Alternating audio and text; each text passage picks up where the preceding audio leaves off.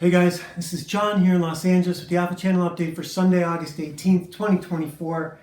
And today we are doing a comic book, I should say close to my heart, but I only read this morning. I have all 5 of these. There's only 5. These were prequels for the Charlize Theron movie. They weren't standalones. They weren't related directly to the cartoon. But it's not a bad comic book. I don't remember who drew it. I'll know tomorrow. I've got 5 of them. Timothy Green II. So Timothy Green II, Aeon Flux #1 from Dark Horse. And boy oh boy, if this doesn't have some relative aspects to the modern era. So they did, okay, I like the colors. I like that they went right to the walled city. This is the Monacans versus the Bregnans. This is the city of Bregna, and the Monacans are terrorists. So Aeon here is infiltrating a propaganda plant to do some sabotage, because that's what that's what saboteurs do. And every hour on the hour, one of these defoliation cannons go off that keeps the overgrowing exterior vegetation from attacking the city. And here, Aeon, so this is kind of cool. The card scanner, if you back up a page, right? The card scanner that these soldiers use is behind the fish tank, which is pretty clever. And in the cartoon, they had a lot of little clever things like this. I love this. See, look, there's some things a girl character can do. An infiltration assassin, that Zoe Saldana movie, where she puts on the bodysuit and goes through the air vent in the police station. There's some things a girl character is right for. I love the way he draws Aeon, the way she's very realistic. She's not like the cartoon. She's not so heavily stylized. It's actually kind of cool. So the cartoon, Peter Chung said that he based the characters on Egon Schiele's style of fine art, Renaissance painting. And the characters in here are definitely based on that, with the exception of Aeon herself, which is just awesome. I really like this. This is a good comic. I don't know if I'm going to like where it goes in a couple issues. This is Dark Horse, not Image. So we'll see if they have a different value set. I've noticed that value sets are absolutely pinned to the publisher. They absolutely are. If you look at DC and Marvel's value sets, they're completely different. They're unique. Marvel characters will switch their behavior, but stay true to a sort of moral code, whereas DC characters will pin their behavior to a moral code and not alter it under any circumstances. I guess the way to say it is, the ends justify the means for Marvel. And for DC, they do not. Sticking to the means is everything for the DC characters, for Batman and Superman. So here, Aeon messes up their propaganda machine, basically like their money printer, essentially, their misinformation machine. And she has to fight her way out. She's pretty short for Aeon. This girl's like 5'5". The way she's drawn, even here on the wall, it's a 5'5" girl. She's not 6 foot. She's not 5'9". It's a big difference in a female, difference between 5'4", 5'5", and 5'9", even with heels. This girl's Cassandra Cain size, she's a little Batgirl. Nothing wrong with that. I love this panel over here at the end. I just love this book. Look, I am a straight male, and I love watching athletic females do awesome shit. Jessie Graff on Ninja Warrior, Supergirl. The Wonder Woman movies.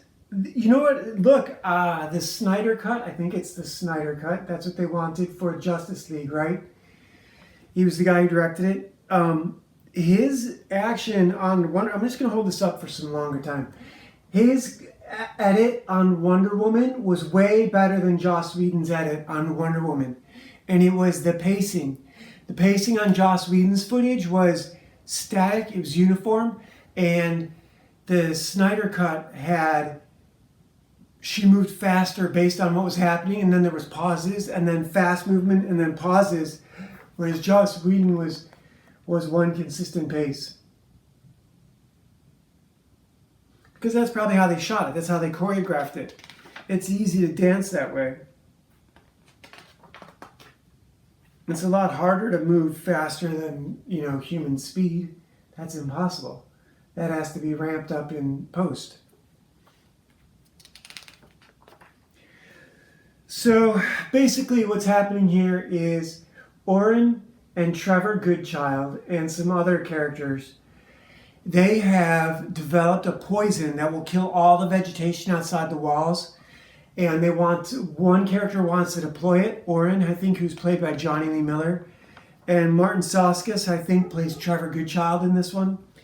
And he is hesitant.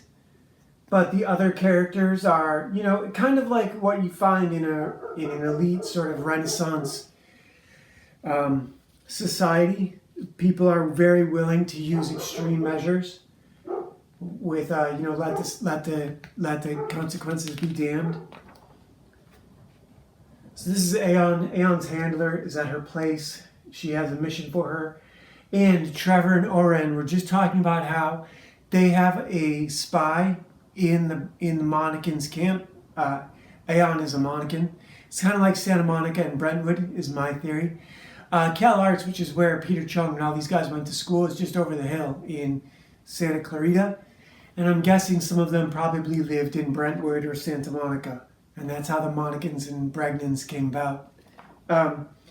But so Aeon's getting a partner. Aeon's never had a partner before. Oren and the other guys were bragging about how they have a spy infiltrating the Monicans. It's obviously going to be this character, Scathandra, who wears all red and has thumbs for big toes.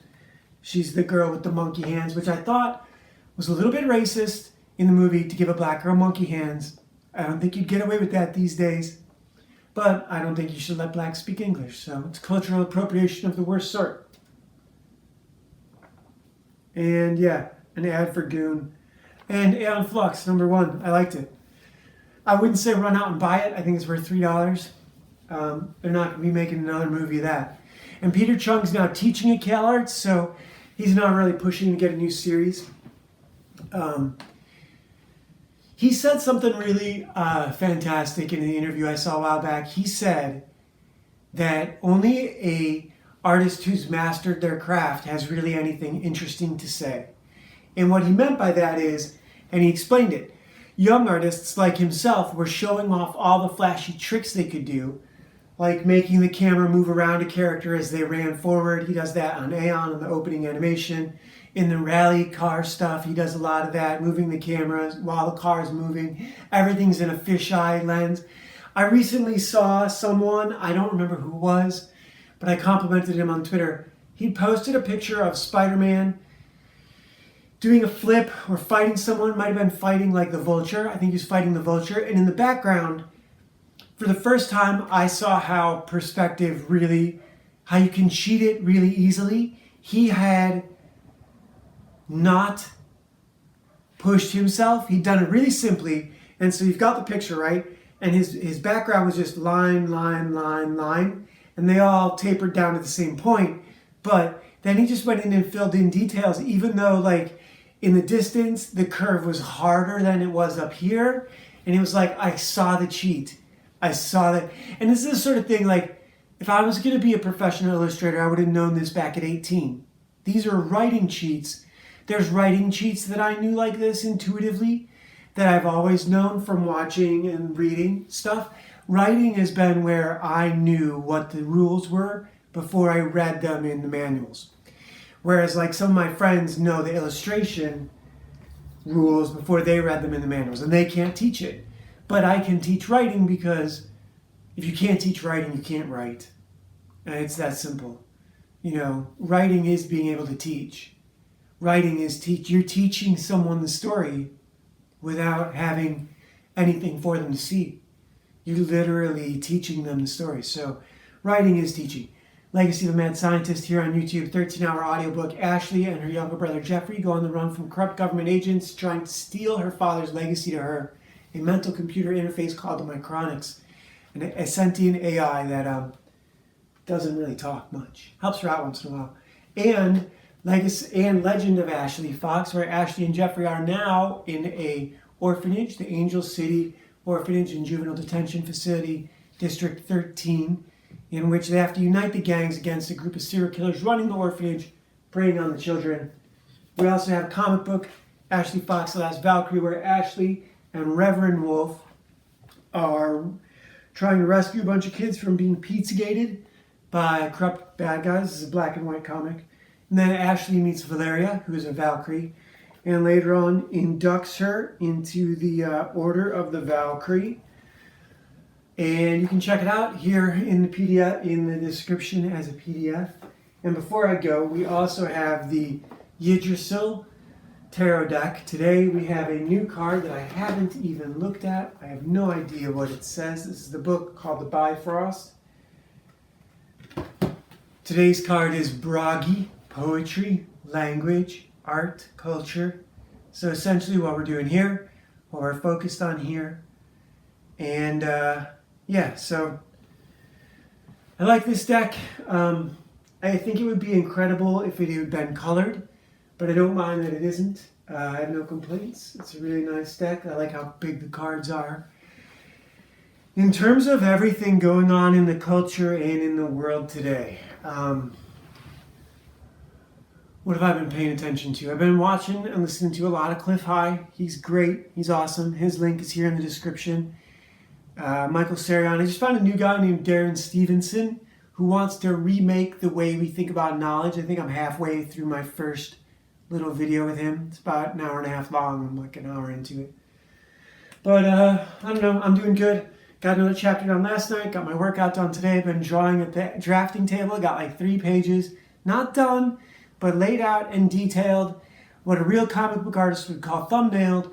But for me, is I can tell some panels aren't right, but some of them are pretty good, and I'm learning as I go.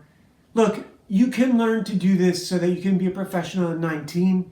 The fact that I chose TV and editing and writing does not mean I can never illustrate a comic book.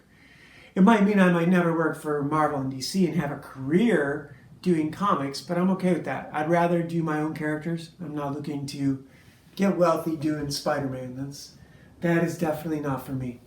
So anyhow, I hope you guys are awesome, and I will check in with you tomorrow. All right, see ya.